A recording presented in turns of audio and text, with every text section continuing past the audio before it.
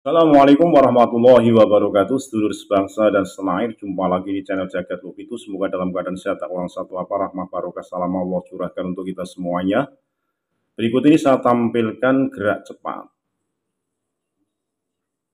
adanya perjuangan Wali Songo di daerah Indramayu yang notabene masih banyak sekali yang kontra dengan adanya berdirinya perjuangan Wali Songo Indonesia Laskar Sabilillah. Maka para ketua umum, wakil ketua umum, dan ketua umum Laskar Sabilillah merapat ke Indramayu untuk melantik di DPD Perjuangan Wali Songo Indonesia Laskar Sabilillah, karena dipandang perlu banyak sekali masih muhibin akut di daerah tersebut. Bahkan perlawanan masif adanya pergerakan tersebut, sehingga perjuangan Wali Songo Indonesia di daerah Indramayu perlu ditegakkan. Antusias masyarakat dengan banyaknya sekali orang-orang yang masuk menjadi anggota Laskar Sabilillah ini pertanda baik adanya kebangkitan Nusantara. Walaupun banyak nyinyiran dari para muhibin yang menganggap bahwa pergerakan perjuangan Wali Songo Indonesia Laskar Sabilillah sebagai organisasi yang dipandang remeh dan anggotanya sangat sedikit. Tapi dengan masifnya pergerakan ini baik di Jawa Barat, Jawa Tengah, Jawa Timur, bahkan sudah sampai merambah ke daerah Sumatera, ini mertandakan bahwa antusias masyarakat untuk bergabung dalam sebuah perjuangan menegakkan marwah panji Wali Songo betul-betul diterima oleh masyarakat. Tentunya ini menjadi sebuah kebanggaan tersendiri bagi warga Laskar Sabilillah, karena perjuangan Wali Songo Laskar Sabilillah Indonesia ini diterima dengan baik. Bahkan mereka siap dan rela dengan ikhlas hati masuk menjadi anggota untuk menjadi benteng Nusantara. Lebih jelasnya mari kita simak bagaimana prosesi pelantikan perjuangan Wali Songo Indonesia Laskar Sabilillah DPD Indramayu lewat video berikut ini. Sekali lagi mohon maaf ingkar mati Nusantara milik kita. Assalamualaikum warahmatullahi wabarakatuh. Jaya! Indramayu! Laskar Sabilillah Indramayu! Yang saya hormati Ketua Perjuangan Wali Songo Indonesia Provinsi Jawa Barat, Kiai Haji Aceh Mujib. Yang saya hormati Ketua terpilih PWI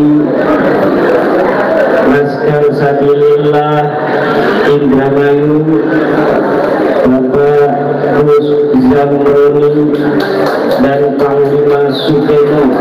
Tepuk tangan untuk keduanya. Panglima Laskar Sabilillah Pusat juga hadir, Syarif Ali Hifni, juga Panglima Jawa Barat Ki Ano. Dan saya hormati para kesepuhan PWILS Indramayu, Pak Kiai Farid, Bapak Raden Basuki, Bapak Bupati Kabupaten Indramayu, Bapak Dandim, Bapak Kapolres, para hadirin hadirat, para peserta pelantikan PWILS Kabupaten Indramayu yang saya cintai. Saya terharu ketika tadi melihat ada suluk, kembang suluk hidung ya, yang dibawakan oleh salah seorang pengurus PWILS Indramayu. Ini adalah ekspresi kebudayaan Islam setelah bangsa Nusantara memeluk agama Islam. Para wali-wali penyebar agama Islam di Nusantara sama sekali tidak menghilangkan budaya-budaya lokal. Bahkan kidung yang dulunya menembangkan tembang-tembang dari agama sebelumnya tetap dilestarikan oleh para wali songo, namun muatannya, substansinya itu diisi dengan substansi ajaran Islam. Inilah PWI didirikan untuk kembali menegaskan bahwa Islam kita adalah Islam ajaran Wali Songo, ajaran yang rahmatan lil alamin, ajaran yang mengedepankan kesantunan, ajaran yang menghormati budaya-budaya lokal. Ekspresi kebudayaan Nusantara akan diberi ruang yang sangat lebar oleh PWILS. Kita akan sama-sama untuk menjaga budaya, karena apabila budaya suatu bangsa ini terjaga, maka ketahanan nasional itu akan terjaga. Karena kesatuan kebudayaan nasional Indonesia merupakan salah satu prinsip-prinsip ketahanan nasional. Apabila budaya suatu bangsa itu sudah hilang, maka bangsa itu sudah tidak memiliki ketahanan nasional lagi dan mudah untuk dikuasai oleh bangsa lainnya. Inilah dalam kesempatan yang berbahagia ini, saya ingin sebagai Wakil Ketua Umum Perjuangan Wali Songo Indonesia menekankan pentingnya kepada para pengurus PWI untuk mengerti wawasan Nusantara. Apa wawasan Nusantara itu? Adalah sikap kebangsaan kita sebagai bangsa Indonesia yang menginsafi keragaman budaya di Nusantara. Untuk apa? Untuk merakit persatuan dan kesatuan seluruh anak bangsa dengan berbagai macam perbedaan latar belakang agama, suku, kebudayaan, sejarah, dan peradaban. Namun kita memiliki satu sejarah yang sama sejak prasejarah. Kita memiliki kesatuan wilayah yang sama sejak merdeka, bahkan sebelumnya sejak Sriwijaya dan Majapahit. Kita memiliki kesatuan nasib yang sama sebagai bangsa Nusantara yang lahir dan besar di atas tanah air Nusantara, yang diwarisi oleh leluhur-leluhur kita bangsa Nusantara, yang nanti akan kita wariskan juga untuk anak-anak cucu kita bangsa-bangsa Nusantara, yang kemuliaannya diberikan hanya untuk anak-anak cucu bangsa Nusantara sampai selama-lamanya. Kita ini, bapak-bapak, hari ini berada di dalam sebuah situasi geopolitik global yang membahayakan. Ada perang di Timur Tengah. Di utara ada Cina yang mulai bergolak dengan Amerika terkait Laut Cina Selatan. Di selatan ada Australia dengan ideologi politik liberal yang mengikuti British Inggris. Kita berada di tengah-tengah ideologi antara ideologi politik liberal Australia dengan politik kiri yang ada di Cina. Kita berada di sebuah geografi strategis terjadinya perseteruan global itu. Apabila apabila bangsa Indonesia dalam menghadapi situasi genting yang semacam ini, kemudian internal bangsa kita masih ada membuka kesempatan kepada orang-orang yang menggerogoti Indonesia dalam arti negara kesatuan Republik Indonesia dengan ideologi anti Pancasila, ideologi anti NKRI, ideologi anti Undang-Undang Dasar, maka kita akan sibuk untuk menghadapi orang-orang semacam itu, kemudian kita lengah untuk menghadapi persiapan adanya perang global yang apabila ketahanan pangan dan energi kita tidak kita siapkan, akan terjadi kelaparan, bahkan chaos di negara kita dengan jumlah penduduk 280 juta orang. Yang harus diberi makan oleh Bapak Presiden kita ini, yang harus dipikirkan adalah 280 juta orang yang harus diberikan ketahanan energi, listriknya, pabrik-pabrik yang memproduksi beras, yang memproduksi pangan, memproduksi pakan, memproduksi pakaian, itu memerlukan energi. Apabila sumber daya energi kita dan sumber daya pangan kita ini kemudian tidak dapat kita persiapkan dengan swasembada, maka akan terjadi kelaparan nanti bangsa Indonesia. 280 juta orang suka makan, berasnya susah, sawahnya sudah banyak yang dijadikan pabrik. Maka ini yang menjadi konsen kita. PWI membantu negara.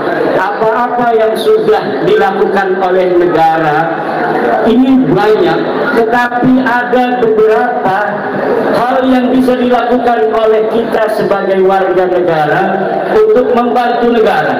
Di antaranya adalah melawan orang-orang yang ada di internal bangsa kita yang ingin mengganti dasar negara kita, Pancasila. Kita tidak akan berikan satu celah pun bagi mereka untuk mengadu domba anak-anak Indonesia meninggalkan Pancasila, Undang-Undang Dasar 45. Kadang-kadang mereka mengemasnya dengan frame-frame agama yang sangat bisa menarik banyak orang karena mereka menjual kebenaran agama untuk kepentingan politik praktis mereka. Dan inilah juga yang dilakukan oleh musuh-musuh negara kita yang melihat sumber daya alam kita begitu kaya raya. Kiwong Indramayu kaya raya ini. Makanya ada orang-orang yang ingin mencaplok negara kesatuan Republik Indonesia. Sumber daya energi kita ini kalau kita kelola cukup untuk anak cucu kita, bahkan mungkin sampai 100 turunan yang akan datang. Sumber daya alam kita dari sektor pangan, sawah-sawah yang dulu oleh para sultan dan raja-raja telah dibikin sawah-sawah untuk ketahanan pangan kita, dijual oleh orang-orang kemudian untuk hal-hal yang selain pangan, kemudian ketahanan pangan kita menjadi goyah. Ini yang harus dipikirkan oleh negara kita. Biarkan itu dipikirkan oleh negara kita, beli sawah aja nggak punya duitnya. Udah, kita yang bisa kita lakukan adalah memberi kesadaran kepada bangsa Indonesia. Jangan mau terperdaya oleh orang-orang yang menjual agama untuk kepentingan politik. Suriah menjadi contoh nyata bagaimana hari ini dengan adu domba antar penduduk Suriah keadaan Suriah sekarang chaos, kacau balau. Mereka memuntahkan peluru untuk saudara-saudara mereka sendiri. Presidennya diturunkan, akhirnya negara asing Israel masuk ke dalam negara Suriah. Mau tidak Indonesia ini dikuasai oleh orang asing? Maka itu petua-petua yang selalu ingin mengganggu dasar negara kita, merongrong dasar negara kita, NKRI kita, ini jangan kita berikan kesempatan sedikit pun. Bagaimana caranya? Caranya adalah sadarkan mukibin-mukibin, jangan ikut lagi mereka. Mereka bukan hanya menjual agama, tapi juga menjual Rasulullah. Mereka mengaku sebagai keturunan Rasulullah untuk apa? Untuk menjaring para mukibin-mukibin itu agar hilang kesadaran kritisnya terhadap nilai-nilai kebangsaannya. Akhirnya mereka menerima apa yang mereka ajak, padahal itu bukan untuk manfaat yang diajak, tapi semata untuk kepentingan dirinya dan kelompoknya saja. Banyak sudah yang terkecoh oleh kepengakuan mereka sebagai turunan Nabi. Pas diteliti ternyata jangankan keturunan Nabi, orang Arab aja bukan. Ini para kabir-kabir itu, jangankan mereka keturunan Rasulullah, orang Arab aja bukan. Dari mana tahunya? Dari DNA-nya. Orang Arab itu ber-DNA J1. Sementara 180 orang dari mereka yang telah tes DNA ketahuan oleh PWI, kita download itu semua hasilnya dari Amerika. Maka ternyata mereka bukan hanya keturunan Nabi, tapi ternyata keturunan Arab aja bukan. Dan sampai saat ini dari mereka belum ada yang berani untuk membantah itu semua, baik dari sisi DNA yang sudah terbukti secara biologis maupun dari penelitian saya secara ilmu nasab, ilmu sejarah yang sudah konklusif. Dan semuanya sekarang telah dokumentatif, ada, bisa diakses di internet. Buku saya yang berbahasa Arab banyak tentang nasab mereka. Al-Mawahib Al-Laduniyah, I'anatul Akhyar, kemudian Al-Ma'arif Ar-Rabbaniyah, kemudian bahasa Indonesia. Pertama, menangkar kesahihan nasab Habib di Indonesia. Yang kedua, terputusnya nasab Habib di Indonesia. Yang ketiga, skandal ilmiah, sejarah dan nasab palsu Ba'alawi. Yang ketiga adalah kronik perjalanan ilmiah Imaduddin Usman dalam membongkar nasab palsu. Yang terakhir, ini jawaban untuk buku Rabita Alwiyah, organisasi para habaib yang mereka telah membuat buku 600 halaman. Saya jawab dalam waktu beberapa minggu dengan judul Ulama Nusantara Menggugat Nasab Palsu. 700 halaman. Cuma buku terakhir ini tidak atau belum dibagi secara gratis karena ada saudara kita di Yogyakarta yang membutuhkan dana untuk kemanfaatan keluarga yang membutuhkan. Akhirnya saya berikan kepada beliau untuk menjual bukunya dan menerbitkannya.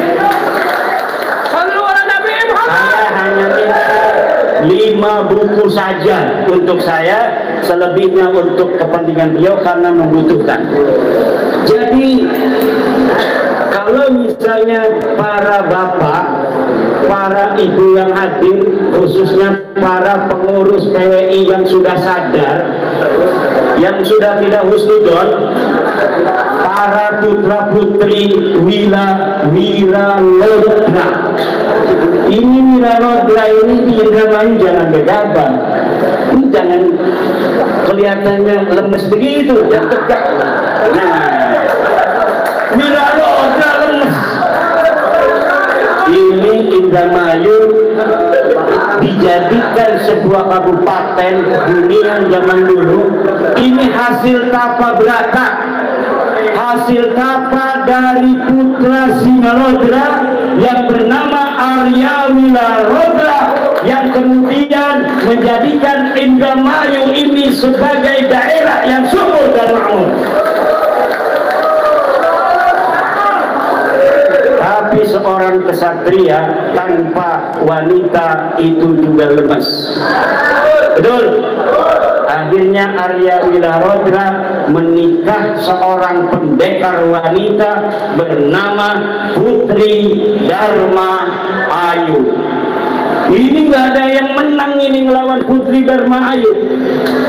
Pendekar-pendekar dari mana datang? Dari tanah Jawa, dari Sumatera, ingin mengalahkan Putri Dharma Ayu, tidak ada yang mampu. Dari Palembang, dari Palembang datang ke bisa ke mana.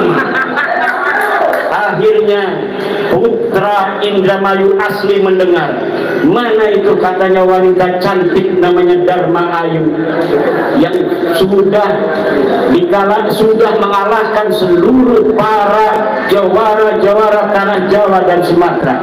Ini dari loh bener. Saya Wiralodra ingin ngadu kesaktian dengan Putri Dharma Ayu. Terjadi akhirnya pertarungan. Betul saja Putri Dharma Ayu dapat dikalahkan oleh Arya Wiralodra. Menikah 1525, akhirnya anak keturunannya begini-begini nih, cantik-cantik. Alhamdulillah.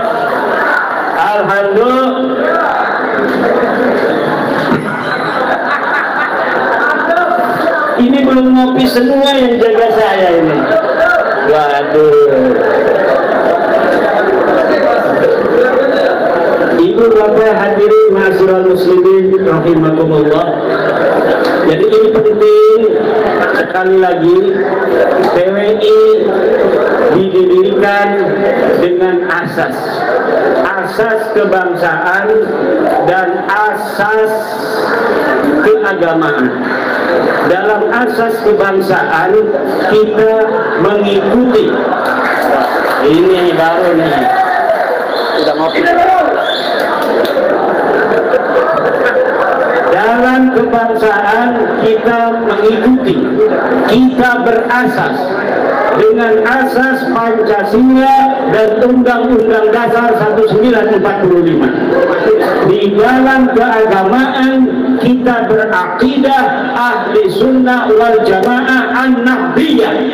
Apa artinya an-nahdiyah? Bahwa PWI lahir dari rahim Nahdlatul Ulama dan akan berjuang untuk kepentingan para warga Nahdlatul Ulama, khususnya tentang kemanusiaan mereka yang hari ini dihina-hina, dianggap orang yang paling pinternya itu jauh kedudukan kemanusiaannya daripada Habib yang bodoh 70 derajat. Ini adalah penghinaan kemanusiaan, tidak sesuai dengan Pancasila sila kedua, kemanusiaan yang adil dan beradab. Udah manasabnya palsu, betul? Udah manasabnya palsu, nganggap orang lain lebih rendah 70 derajat. Yang dianggap lebih rendah itu adalah orang yang paling mulia, yaitu para kiai dan para ulama. Sejarah-sejarah dipalsukan, katanya Sunan Gunung Jati itu bin Yahya, katanya Pangeran Diponegoro bin Yahya, katanya apa namanya itu Sumodiningrat juga bin Yahya, Sultan Hasanuddin Banten katanya bin Yahya. ini adalah sebuah pembelokan sejarah yang apabila mereka berhasil untuk menulisnya, kemudian diyakini kebenarannya oleh anak cucu kita, maka ke depan sejarah Wali Songo, sejarah Sunan Gunung Jati itu akan belok, bukan jadi asli Nusantara, cucu dari Prabu Siliwangi, tetapi dia adalah imigran Yaman. Ini akan terjadi bahwa nanti Sunan Gunung Jati adalah imigran Yaman. Akhirnya kemuliaan akan diberikan kepada orang-orang Yaman, sementara orang Sunda, orang Jawa, orang Indramayu kebagian apa-apa, tidak kebagian apa-apa dalam kemuliaan di masa yang akan datang. Kuburan dibikin palsu. Wali Songo datang 1500, mereka bikin makam bohongan diberi tahun 1300. Artinya apa? Artinya bahwa mereka ingin merebut siapa orang yang menyebarkan agama Islam di Nusantara. Dari keaslian sejarah para Wali Songo, mereka ingin merebut agar Islam ini diyakini dalam sejarah, disebarkan oleh orang-orang Tarim. Mereka juga membuat narasi bahwa Indonesia bintu Tarim, Indonesia adalah putrinya Tarim. Tarim itu apa? Sama Indramayu aja gak ada apa-apanya, apalagi sama Indonesia. Dibandingkan Indramayu aja Tarim itu tidak apa-apanya, apalagi dibandingkan Indonesia. Dia katakan Indonesia itu Tarim apa-apaan. Berapa PAD-nya dia? Berapa pendapatan asli daerah Tarim? Berapa jumlah penduduk Tarim? Di bawah 1 juta. Jangankan untuk dia lebih mulia dari Indramayu, mungkin dari Loh Bener aja lebih mulia Loh Bener.